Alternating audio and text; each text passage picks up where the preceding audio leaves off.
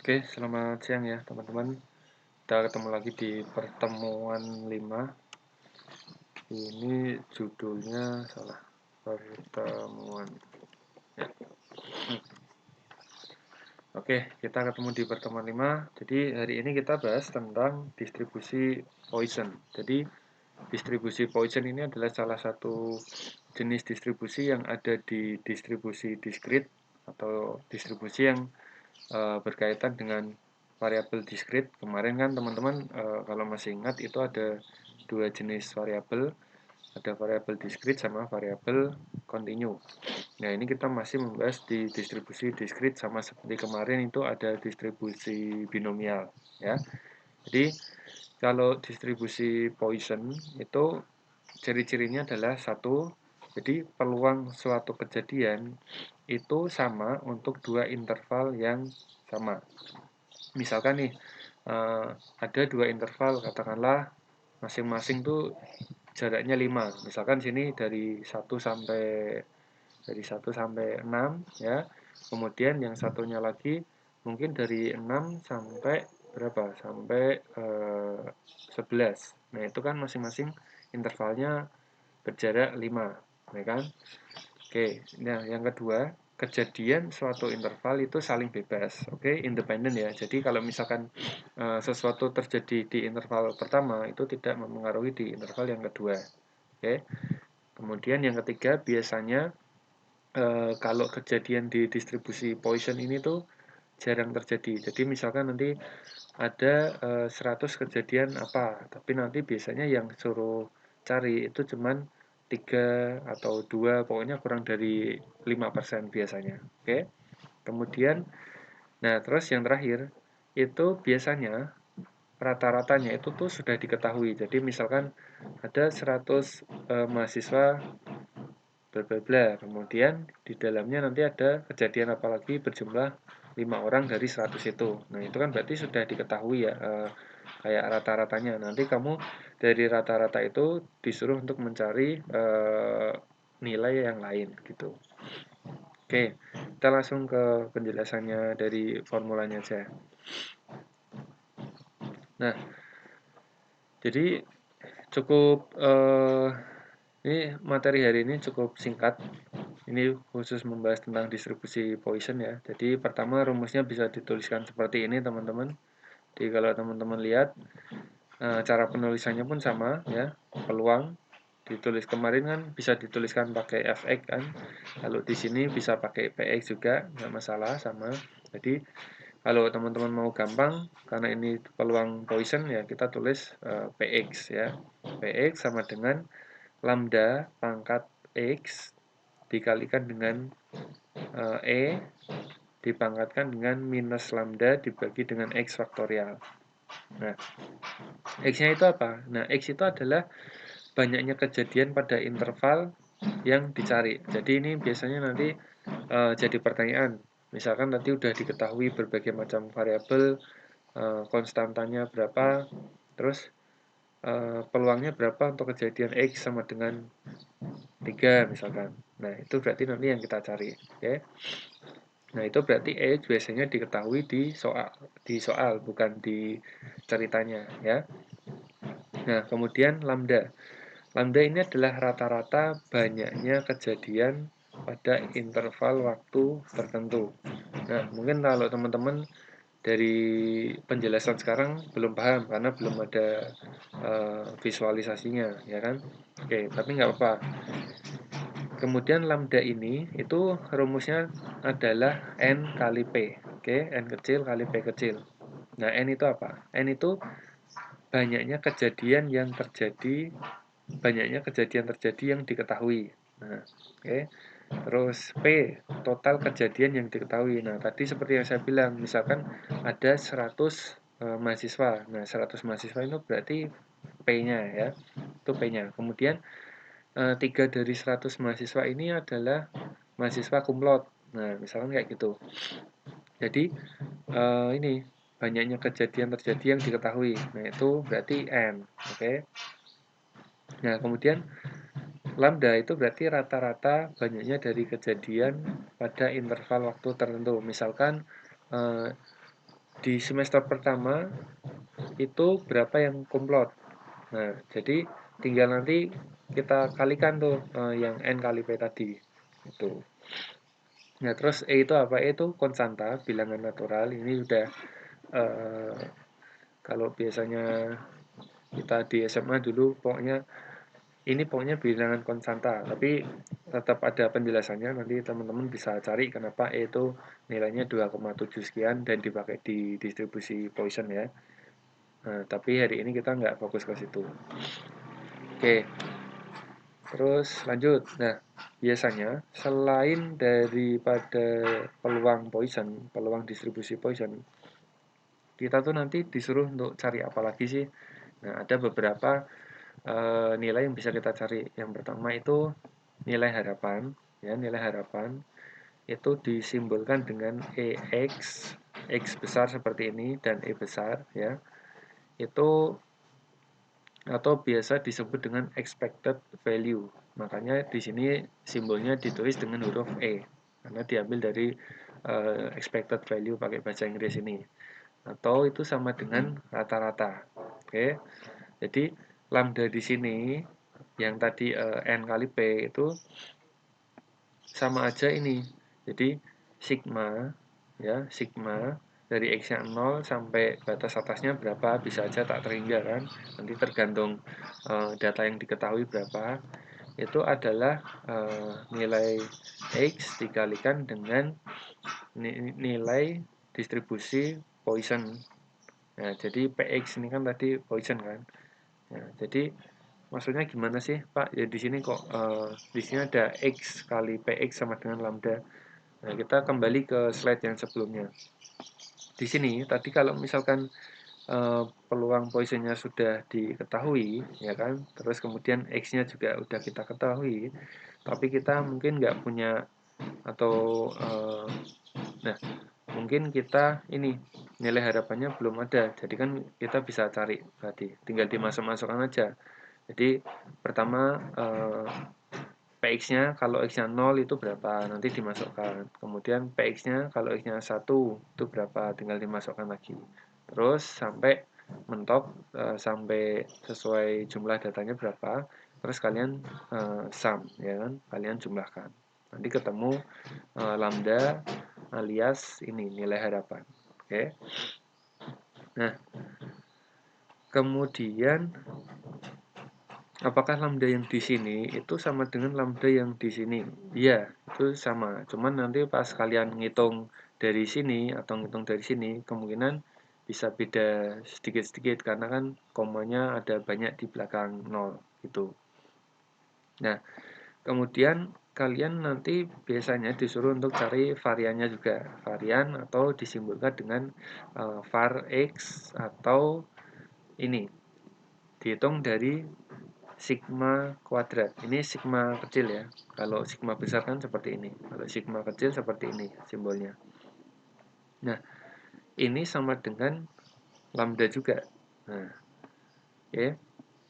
Terus tapi lambda di sini dan di sini itu berbeda ya. Jadi nanti teman-teman silahkan cek benar gak ini simbolnya lambda. Oke. Okay. Nanti kalau misalkan beda silahkan kita diskusikan di grup. Kemudian yang ketiga, kita biasanya disuruh untuk cari simpangan baku atau standar deviasi atau standard deviation. Oke. Nah, rumusnya ini jadi sigma itu bisa dicari kan dari sigma kuadrat dari ini kan. Nah, otomatis akar dari lambda itu adalah sigma atau simpangan baku. Oke. Nah, sekarang kita lanjut ke contoh soal. Nah, misal nih, di sini 3 dari 100 pasien pasti mendatangi UGD per jam. Nah, 3 dari 100 pasien. Jadi kalau teman-teman masih ingat penjelasan saya, 3 dari 100, berarti kan 3 itu adalah N kecil, ya. Kemudian sorry, kebalik. Jadi 3 adalah P, kemudian yang 100 itu adalah yang N. Oke, jumlahnya. Berapa peluang dari 100 pasien yang akan mendatangi UGD pada akhir minggu sebanyak A. 4 pasien saja. Di sini ada variabel ya. Ini adalah variabel yang kita cari ya. Berarti ini adalah variabel X. Oke. Nah, kita coba garap yang soal A dulu. Nah, pertama kita tulis yang diketahui apa aja. Oh, yang diketahui tadi ada ini. Ada N dan P ya. N-nya berapa? N-nya tadi mana tadi? Banyaknya kejadian yang diketahui ya kan? Dan dikalikan dengan peluang. Ya. Jadi ini tadi 3/100 dikalikan dengan 100 ya.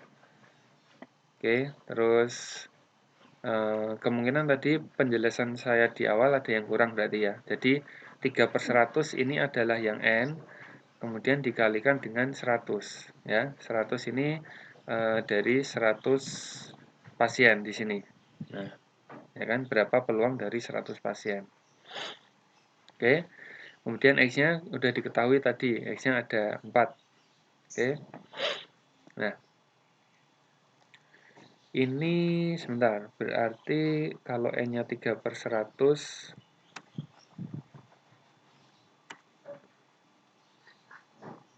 oh ya, betul. Ini berarti bukan total ya, P-nya di sini adalah peluang ini ya. Peluang kejadian yang diketahui. Oke. Ya.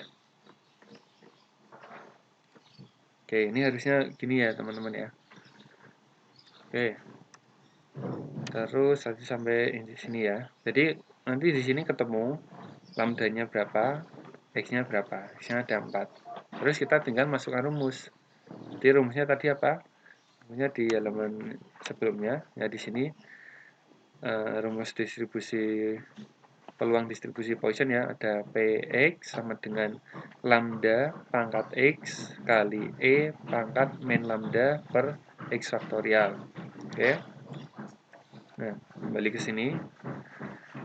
Ini berarti ini ya, 3 itu tadi ya, lambdanya, lambda pangkat X, X yang 4, jadi 3 pangkat 4 dikalikan dengan E, dipangkatkan dengan minus 3, dibagi dengan 4 faktorial. Nah, teman-teman ini pasti butuh scientific kalkulator ya, jadi harus punya baik pakai kalkulator maupun pakai HP yang ada scientific kalkulatornya. Oke. Nanti ketemu isinya 0,1680 atau 168. Nah, itu peluang jika 4 pasien saja dari 100 pasien yang akan mendatangi UGD pada akhir minggu. Nah, berarti peluangnya itu 1,68 ya. Atau kalau dibuat persentase berarti berapa? Berarti 16%. Nah, terus berarti kalau yang soal B dan C ini gimana? Coba lihat yang B dulu ya. Tadi kalau ini kan X-nya sama dengan 4. Ya kan? Ini pasti. Ini satu variabel aja. Nah, sekarang kalau ini paling banyak 2 pasien. Coba. Paling banyak 2 pasien. Berarti X-nya berapa aja? X-nya bisa 0, ya kan? Kemudian X-nya bisa 1, ya. Terus sama X-nya bisa 2, kira-kira termasuk nggak? Paling banyak 2 pasien. Paling banyak 2 pasien berarti 2 termasuk. Nah, jadi X-nya dari 0 sampai sama dengan 2. Nah, atau ini juga bisa ditulis X kurang dari sama dengan 2. Nah, seperti ini juga bisa. Nah, jadi sama teman-teman nanti tinggal cari peluang dari kalau X-nya 0 berapa, ya kan? X-nya 1 berapa, X-nya 2 berapa, ya. Terus kalian jumlahkan nanti. Nah, ini dijumlahkan, ketemulah hasilnya untuk B, ya. Nah, ini berarti tak tulis, bentar, Px kurang dari sama dengan 2. Ini tak tulis gini, bisa berarti. Nah, sekalian cari tadi. Ini kan, X-nya sini masukkan, terus sini 1, yang ini 2, berapa, nanti ketemu jumlahnya berapa. Oke. Nah, terus yang C, nah ini yang agak unik. Paling sedikit 2 pasien. Paling sedikit 2 pasien. Coba perhatikan, paling sedikit 2 pasien. Pertama, kalau X-nya 0. X-nya 0. Oke. Kalau X-nya 0, berarti 0 masuk nggak? 0 nggak? Ini nggak masuk. Ya. Terus kalau X-nya 1. 1 kan di bawah 2 nih, berarti kan nggak masuk. Terus X-nya 2. 2 masuk nggak? 2 masuk. Terus X-nya 3. 3 masuk ya, karena paling sedikit kan 2. Masuk.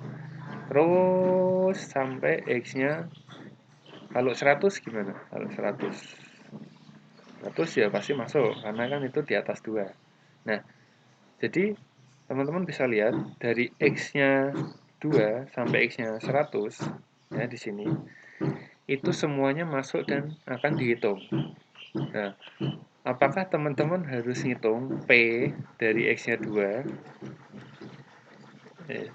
sampai P X-nya sama dengan 100? Apakah teman-teman harus ngitung kayak gitu? Jadi nanti tugasnya dibagi-bagi tiap anak berapa gitu. Enggak harus. Tapi bisa dari sini toh, tinggal di sini kan yang dicari adalah paling sedikit 2 pasien. Oke, berarti kan tinggal dikurangi P. Kalian ngitung dulu nanti Kalian ngitung dulu nanti P X sama dengan 0, hitung, ditambah dengan P X sama dengan 1, hitung. Nah, kan ini nanti di sini ketemu jumlahnya. Nah, tinggal kalian nanti gini, 1 dikurangi hasil dari ini, tulis di sini. 1 dikurangi hasil dari ini. Loh, kok bisa? Iya toh, karena kan jumlah peluang kalau dijumlahkan semua sumnya pasti kan 1, ya kan? Makanya tinggal kita 1 dikurangi hasil dari ini. Jadi teman-teman tidak perlu ngitung sampai 100. Gitu. Nah, mulai dari yang ini soal B dan C, kemudian 3 soal lanjutannya. Di sini ada soal latihan 1, 2, 3, cuma 3 ya. Seminggu turah-turah ini. Oke, nanti silahkan dikerjakan, dikumpulkan seperti biasa. Saya buka mungkin di Google Drive atau di Kulino, nanti tinggal lihat keterangannya ya. Oke, terima kasih teman-teman. Silahkan dilanjutkan dengan diskusi. Jangan lupa tanya jawab. Itu nanti akan jadi presensi kalian ya, biar dicatat oleh TU. Oke, terima kasih atas waktunya. Selamat siang. Wassalamualaikum warahmatullahi wabarakatuh.